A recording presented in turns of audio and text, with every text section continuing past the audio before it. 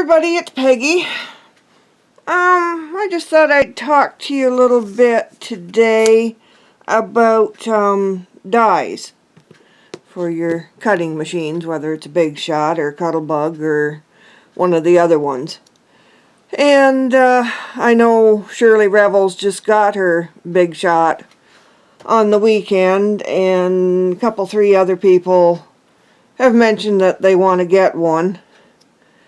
But they're sort of holding off because they think it's going to cost them an arm and a leg for the dies. And I got thinking about that.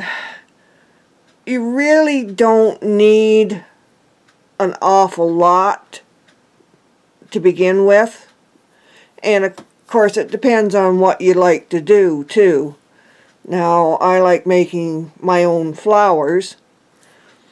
So one of the first dies that I got was the Tim Holtz Tattered Florals. I think you can see that. Yeah, you can. And it's got 4 flowers on it, and that's one of the Sizzix big ones here that you can cut chipboard and cardboard and everything with this, where you can't with the thin dies. You can only really cut paper and cardstock with those. But yeah, that's a must if you want to do flowers. And I also have the Tattered Poinsettia, which if you didn't see, you can go back and look at some of my videos before Christmas when I made the Christmas cards with the Tattered Poinsettia, but they make up to be very nice flowers with them. And you got good size flowers with this too. You got small ones and medium and large. So that's sort of a must-have if you're into making flowers. And these are my diamond dies so far.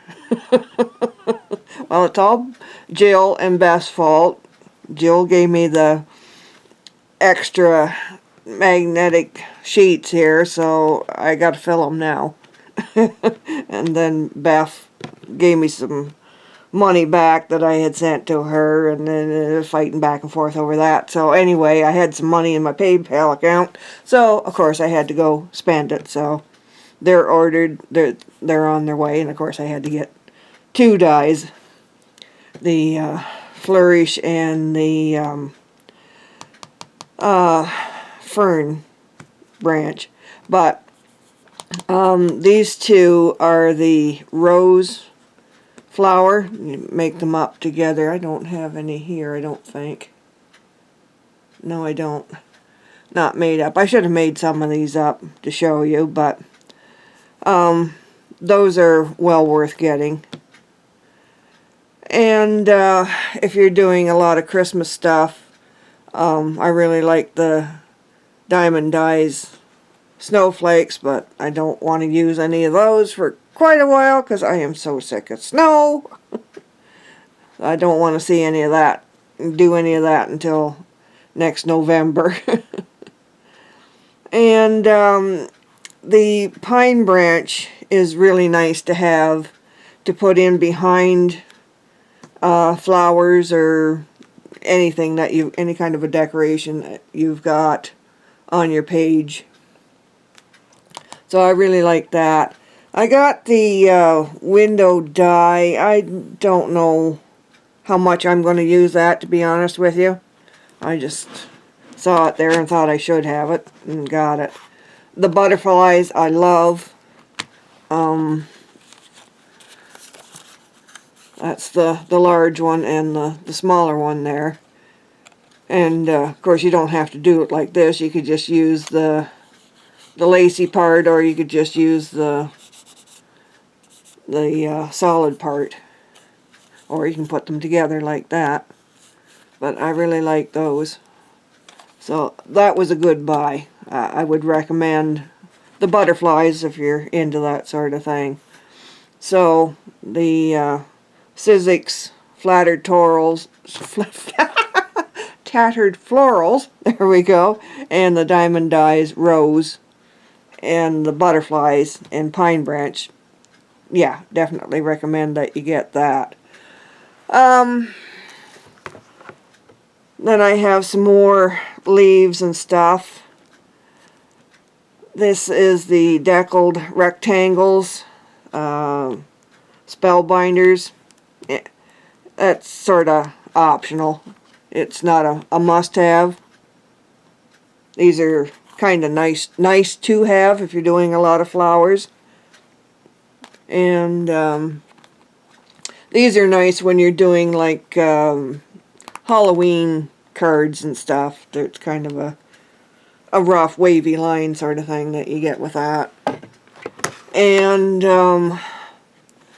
these are the what are they? Curved matting basics from Spellbinders. Honestly thought I'd use these a lot more than I have. They're good for making frames, like you can put a couple of them together to cut out a frame and what have you. Maybe I'll get using them more, but we'll see. Those aren't not a necessary die to have. One that I really like and use a lot is the Labels 20. Really nice and curved. And where is that? I just made a card yesterday using these dies, and you can see how pretty that is made up.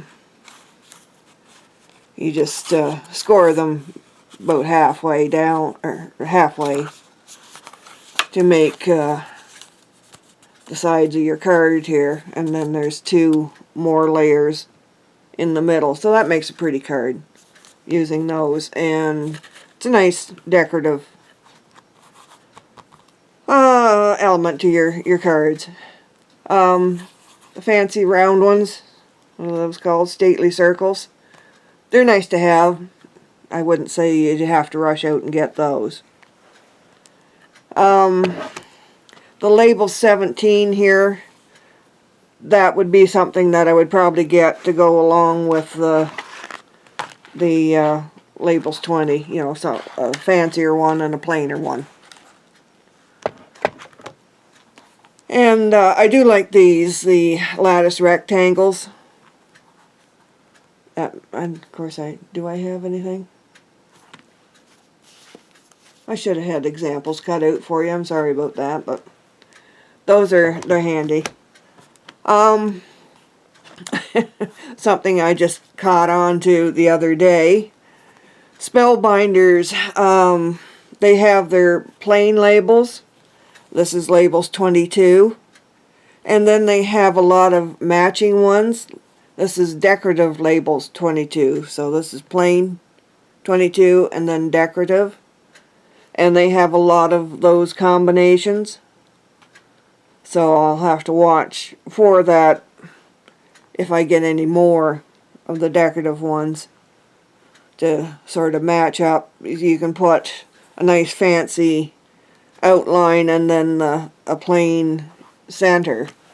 Now, this is another card that I made up. That's using the 2 bigger ones to make the centerpiece here. And then I used the plain ones to make the sides of the cards. And then the smaller plain one to put in the middle here. So, sort of have an oval, a circle, and a square. You can get sort of one of each. That's really all you need to get started. I wanted the hearts, so I got those. Those are the Sizzix nestability sort of thing. I forget what they're called. Framelets, I guess they call theirs. And then I really like this flourish. It's it's a lot of work getting the paper out, even using wax paper in it. But we got a piece of paper here. There we go. That's the one I showed you the other day that I had embossed with the iridescent embossing powder. But that's what that cuts out like. So that's nice to add behind some flowers too. So something, a flourish of some kind is always nice to have. And Marlo gave me those, the squares, the zigzag squares. Those are kind of neat to make up into a card. And then that's labels 29. That's another option for your plainer rectangles. And these are tags. They're layered tags. You can cut that out in a solid color and have this one pattern paper behind it or whatever you want to do. Really use these two. It's amazing how small those are when you go to stamp a sentiment. So labels 14, I got that on eBay. It was a used set. I think I only paid $7 for it. So I was pleased to get that. It was in really good shape. So you can look on places like eBay or you know, different places to find used ones. Sometimes you can get a good deal. This is another eBay one I just got a week or so ago. The ovals. Now I have oval punches, and if I was starting out again I wouldn't have bought all my oval punches. I've got them starting right at 1 inch up to 3.5 inch, like 1 inch, 1.5, 2, 2.5 in the plain and the scallop. I wouldn't have bothered with that. I'd just get a die cutting machine and the dies. It'd be a lot cheaper. But the good news is that these are the same type oval. Like some ovals are more narrower and longer, where these are a nice roundish oval, if you understand what I'm saying. But anyway, the punches match up with this, so I can use my punches with that. And then these are a couple of the fancier ones. That's the opulent ovals, and that's gold labels 4. So those would be sort of after you got your basics, then you'd start getting a couple of the fancier ones. So that's what I've got so far. Whoops, sorry about the camera. In my collection. And then you want a couple of embossing folders.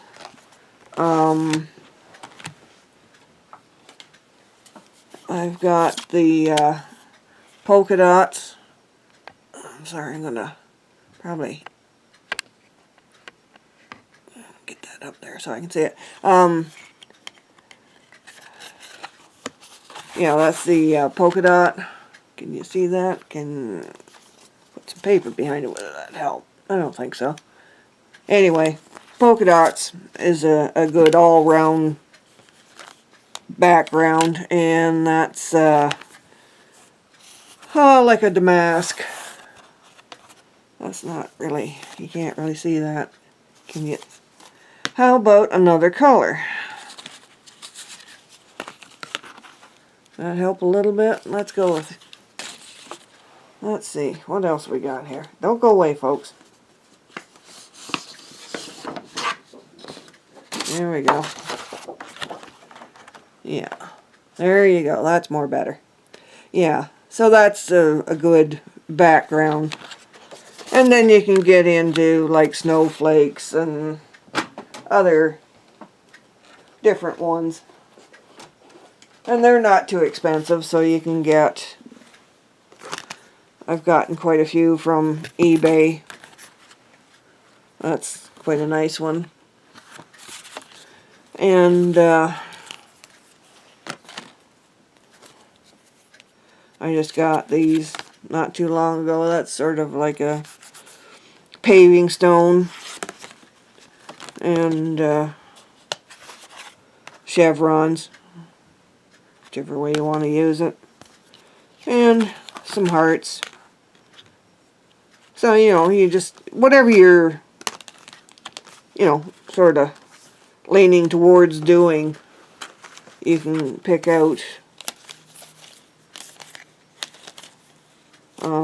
I do have the embossing folder that goes with the tattered poinsettia, and that I like that. So you know, whatever sort of strikes your fancy, you can find the embossing folders to go with it. So really, you don't need an awful lot of dies and folders to get started. Just a few of the basics and a couple of fancy ones, really. So that was just my 2 cents worth. I just thought I'd share that with you, and there you go. If you have any questions, just give me a holler. So take care, everybody, and we'll talk to you later. Okay, bye-bye.